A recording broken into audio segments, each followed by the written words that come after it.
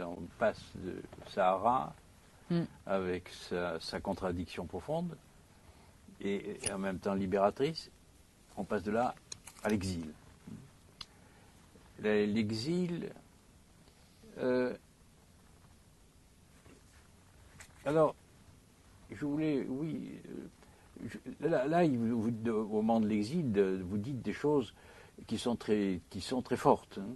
Je voudrais citer là un poème en particulier où vous parlez des phalènes qui meurent. On voit les phalènes en liesse meurent, alors jeunes et éblouis, le crépuscule revêt ses ciels opaques. Et juste avant, l'envoûtement meurtrier fascine et éloigne les uns des autres, offensés, terrifiés. Oui. Là, on est dans la terreur. Oui, parce que ça, c'est une terreur qui, par contre, n'est pas apparente. L'exil est une épreuve qui, dans un premier temps, ça montre bien d'ailleurs l'envoûtement des phalènes. Les phalènes, elles sont attirées par la lumière et elles se brisent dessus. Donc, en fait, l'exil apparaît pour des gens affolés, inquiétés, comme une solution. Or, en réalité, ce n'est pas une totale solution, c'est une autre épreuve.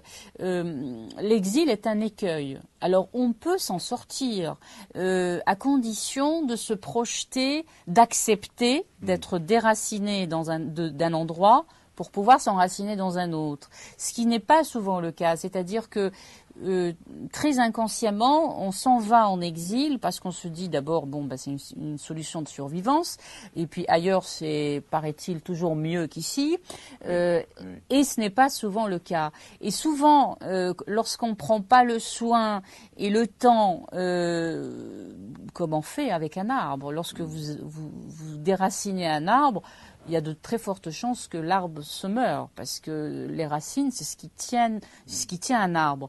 Dans l'intention de l'enraciner ailleurs, si les racines ne sont pas protégées, l'arbre meurt. C'est un peu pareil pour les individus. Beaucoup de personnes, j'ai observé, en m'observant, beaucoup d'exilés partis de différentes régions du monde. Et j'ai constaté la même souffrance, celle de n'être nulle part chez soi.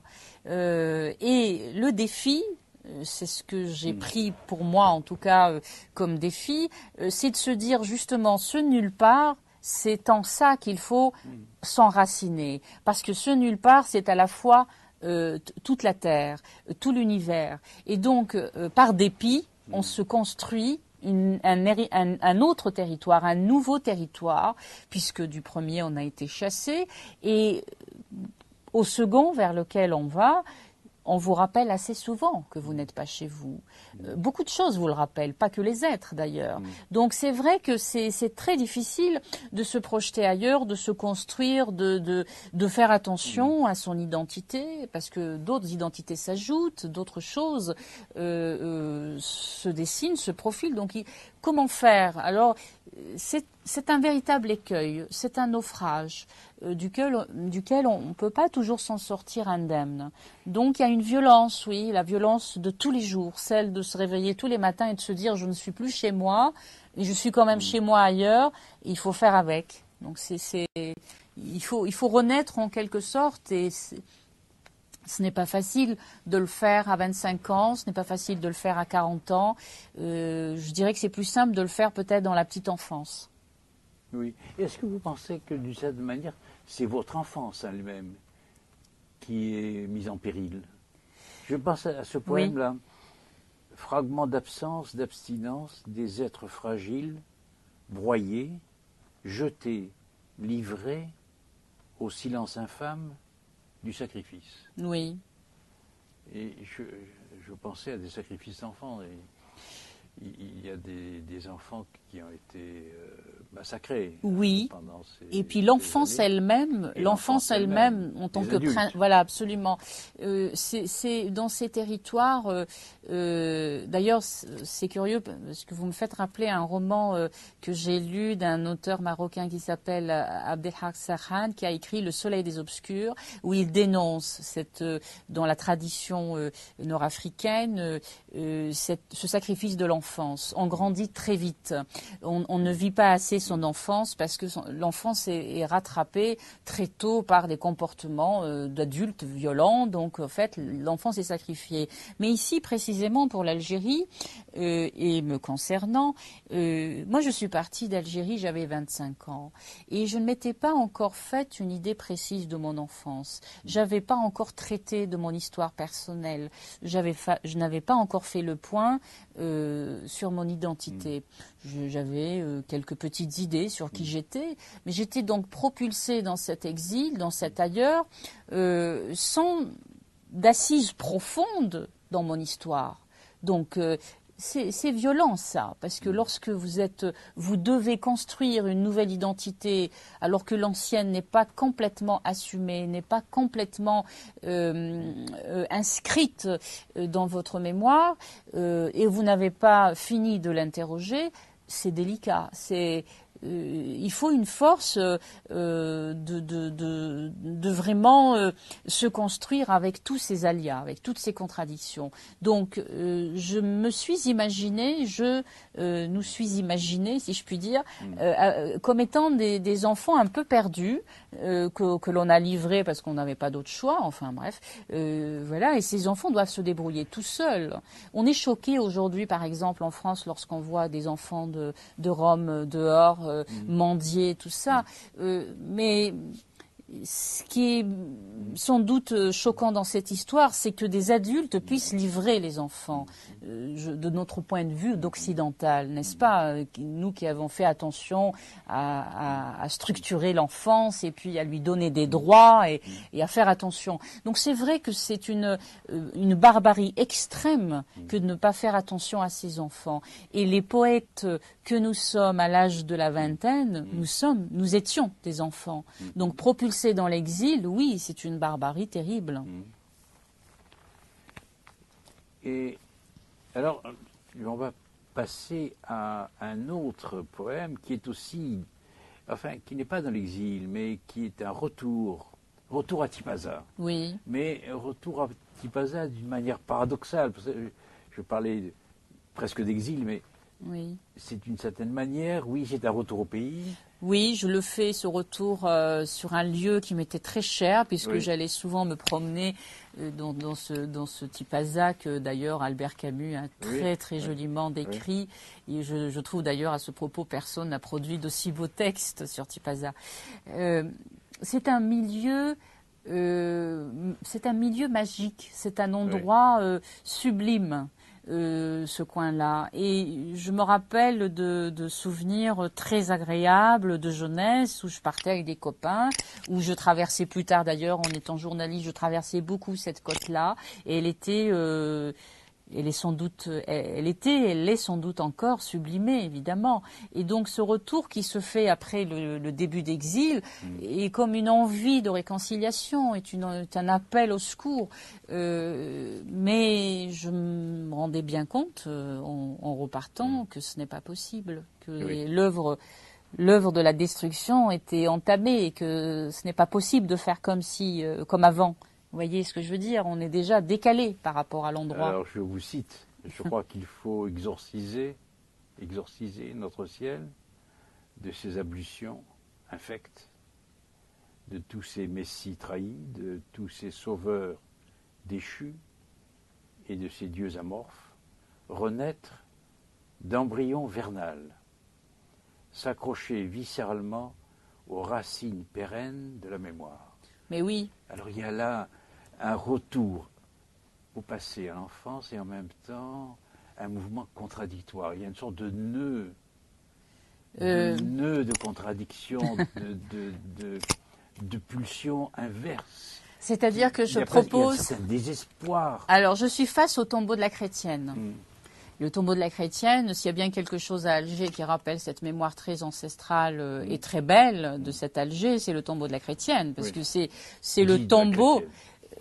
Dit la chrétienne, qui est la, donc cette fille d'alliance entre Romains et Pharaon, entre cette fille d'universalisme, qui est fustigée là, qui est stigmatisée là, en cette petite pyramide, qui d'ailleurs abîmée, mais qui représente pour moi cet enracinement qui se bat contre cette barbarie nouvelle qui veut nous installer des ablutions, des saints, des faux saints, et puis surtout une histoire qui n'est pas la nôtre. C'est surtout ça. Et donc j'essaye de exorciser notre identité, notre lieu de toutes ces choses affreuses qui le traversent et qui ne sont pas nôtres.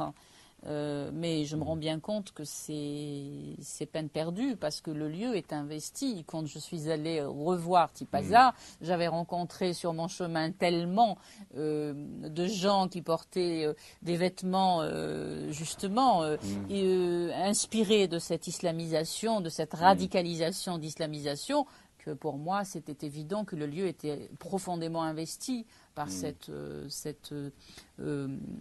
extrémisme. Donc c'est une envie, un rêve, mais qui est contrarié. Donc c'est un peu normal que vous trouviez de la contradiction partout. Oui, c'est... Vous ne paraissez pas convaincu. Non, d'ailleurs, je vous écoute et ce que vous dites est la vérité de ce que vous avez écrit. Mais s'accrocher viscéralement aux racines pérennes de la mémoire, c'est-à-dire qu'il y a un retour qui est une nécessité viscérale au passé, au passé, à l'enfance, à ce qu'il y a de plus profond, et puis en même temps une nécessité de renaissance. Oui, parce que alors. J'abordais plus que ça, je faisais plus que ça, j'avais entamé mon exil et je revenais vers Tipaza et ce qu'évoque pour moi cette petite pyramide, c'est évidemment tous les souvenirs de ma jeunesse et de mon enfance. C'était le lieu où avec mes parents on partait, on se mettait sur les plages et on passait d'agréables moments. C'est le moment aussi où je faisais des excursions avec des copains collégiens, etc. Donc tout ça évoque, ce retour me fait rappeler combien j'ai passé de moments formidables. Mais c'est ce lieu de l'enfance. Mais bien sûr, mais ce lieu est devant mes yeux investi par autre chose. Investi par quelque chose d'infâme. Oui, par la barbarie. Donc, je suis désarmée, je suis désespérée devant ça. Voilà. Et en même temps, comme je vous dis, je ne lâche pas mon espérance. Voulez le sauver. Oui, j'espère. Je ne finis pas d'espérer. Pas seulement le lieu. Oui, parce que c'est un symbole. Oui, c'est un symbole de tout le reste, puisque dans cet Alger que je traverse et qui me semble violacé, je le répète souvent, il y a quand même encore, parce que ce tombeau existe encore aujourd'hui. Ça fait plus de 20 ans que l'Algérie est bâillonnée, est traversée par cette barbarie. Mais ce tombeau résiste, et puis il a résisté à d'autres formes de barbarie. Donc je me dis que il est là. La mémoire est là. Et bien que les jours semblent pérennes, bien que les choses semblent pérennes, il y a des choses qui sont en totale fondation, en totale existence, en profonde existence. Et votre enfance fait partie de ça. Votre jeunesse est toujours là.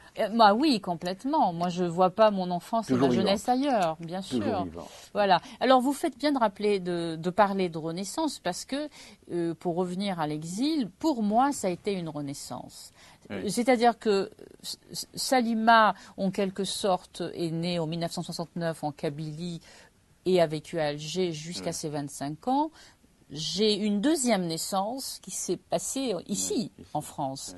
Donc c'est pour ça que j'ai coutume de dire d'ailleurs, c'est mon deuxième pays. Mais quand je le dis, je le pense vraiment. C'est-à-dire que Je suis née 2 fois, en quelque sorte. C'est très schizophrénique, ce que je dis. Non. Je suis Non, née non, 2 fois. non, non. Je suis donc 2 êtres, mais qui sont en Nous sommes dans le total... profil de la mythologie. Là. Oui, c'est-à-dire qu'en fait, j'ai 2 lieux de naissance. Bien que la France était déjà présente, puisque dans mon premier lieu de naissance, on parlait déjà français, j'avais toujours eu des livres en français, et puis la francophonie était un vrai combat dans ma famille, donc les choses étaient déjà prêtes. C'est pour ça que je me dis quelquefois, avec tout ça, et l'exil fut difficile. Qu'en serait-il s'il était pas, si je m'étais pas préparée, s'il n'y avait pas de choses déjà prêtes? Enfin, tout ça pour dire que cette renaissance n'était pas en contradiction avec ce qui avait déjà fait mon histoire. Bien que dans mon histoire personnelle, il peut y avoir des choses en conflit, ne serait-ce qu'en conflit symbolique. Mais les choses se sont bien emboîtées. Lorsque j'étais arrivée, en plus, alors c'est formidable, il faut le reconnaître parce que c'est important. On a été entouré par l'accueil que nous ont fait la plupart des Français, notamment des intellectuels qui avaient été choqués par le traitement qui nous a été infligé et qui donc nous ont porté secours. Moi, j'ai été accueillie dans la région de Provence. À bras ouverts. On m'a trouvé des petits boulots, on m'a logé et on m'a aidé. Donc ça, c'est ce qui me permet de croire que j'étais dans un pays ami, que cette France était bien la famille qui était là en Algérie dans mon enfance. Donc vous voyez, les choses se retrouvent. Mais ceci dit, l'exil n'est pas fait que de cela. La difficulté de l'exil, c'est soi-même. C'est qu'on se retrouve face à soi-même avant de se retrouver face aux autres. Donc c'est la construction qui est difficile. Que va-t-on garder de son histoire, de son identité, de sa mémoire, et qu'allons-nous construire avec tout ça? Qu'est-ce qu'on va faire de tout ça? Donc la violence de l'exil, moi je dis la première violence de l'exil, c'est le questionnement. C'est l'interrogation que l'on se fait à soi-même, à sa propre culture. Et les siens aussi. On a une autre perception des siens sur un territoire d'exil. Et là, on revient à la distanciation aussi. On ne perçoit plus les siens de la même manière et on ne perçoit plus soi de la même façon. Donc voilà, il y a cette grande ambivalence entre 2 territoires, 2 identités et puis 2 êtres. Nous sommes un être différent. Nous sommes des êtres différents en exil. C'est la continuité de ce qui fut, mais c'est autre chose qui s'installe. Alors, pour finir, je vous proposerai de revenir sur un de vos poèmes qui m'a paru particulièrement significatif. Incandescente ruelle, bordée d'arbres sibyllins aux senteurs fleuries, l'extase pénètre les sanctuaires et invente la dévotion des pèlerins pétrifiés d'avoir trop aimé le printemps, à perte d'existence et d'innocence. Oui, ça c'est nous, c'est les poètes. Et les Algériens aussi peut-être. Oui, à travers les poètes, c'est toute cette Algérie innocente. Le printemps, avoir trop aimé le printemps, c'est-à-dire la jeunesse. La jeunesse, alors c'est un double sens ici. C'est le sens de justement de cette vivacité, de cette foi du peuple, l'innocence du peuple, mais aussi surtout l'innocence du poète qui croit. Voilà, qui croit en cette Algérie-là. Et puis c'est aussi le printemps berbère. Parce que il faut pas oublier que tout en luttant pour cette Algérie-là du droit, de la démocratie, on avait aussi, nous autres Kabyles, on luttait pour la reconnaissance de cette histoire. Et donc le printemps est double ici. Et les 2 combats se chevauchent et se nourrissent. Et en même temps, en réalité, il s'agit d'un seul combat, c'est celui de la véritable liberté. L'Algérie a gagné son indépendance, mais j'ai coutume de dire, elle n'a pas gagné sa liberté. Le peuple algérien n'a pas gagné sa liberté. Donc il lui reste encore à s'affranchir, je dis souvent, de lui-même. Il reste à s'accomplir. Et c'est ça, c'est ce pas qui est à faire, auquel nous autres poètes, on allait. Parce que petit à petit, on y allait, on guidait, ça peut paraître prétentieux, mais on guidait le peuple vers ceci. On le guidait vers justement, le multipartisme, la liberté d'expression, la liberté des femmes. Oui. Mais on a été rattrapés, on a été pétrifiés, donc, et voilà, on a été obligés de partir et menacés. L'extase? L'extase, c'est la foi en le bonheur. La foi dans le bonheur. Oui. Et peut-être aussi le surgissement de l'énergie, de la jeunesse en soi. Je pense que c'est la foi qui peut vraiment avoir le sens. Oui, c'est croire encore. Oui. Croire encore. C'est avoir un désir. Voilà, c'est être nourri de désir et donc c'est ça qui nous donne l'énergie de se projeter et d'imaginer qu'enfin nos sanctuaires seraient un lieu d'une nouvelle dévotion, qu'est la véritable dévotion, mais l'authentique. Cette jeunesse est pétrifiée. Eh oui, malheureusement. Elle est pétrifiée d'avoir trop aimé le printemps. Oui, parce que ça signifie que l'innocence a été absolue. Oui. Et vous savez ce qu'on apprend de ceci? On apprend à mesurer sa foi. Oui. C'est-à-dire que dorénavant, d'ailleurs c'est un peu ce qui nous est arrivé, à l'époque nous avions des rêves absolus. Aujourd'hui, nous avons des rêves mesurés. Oui. C'est-à-dire qu'on apprend aussi à se familiariser avec les limites de nos propres rêves. Et ça, c'est un apprentissage difficile, violent. Et oui. Et donc la limite de ce que nous pouvons. De la limite. Voilà. Alors que pouvons-nous aujourd'hui dans cette Algérie? Nous pouvons certes continuer de rêver, à garder son énergie, à observer son innocence, mais ne pas oublier qu'on est face à des limites et que nous ne pouvons que faire avec. Voilà. Donc la nécessité est là. Mais l'incandescence est toujours là. Oui, parce que je pense que vous savez, j'ai coutume de dire que je suis née dans un pays de grandes luttes et de grandes ardeurs et de grandes passions. Donc on est fait de ça aussi. On est des êtres passionnés, on est des êtres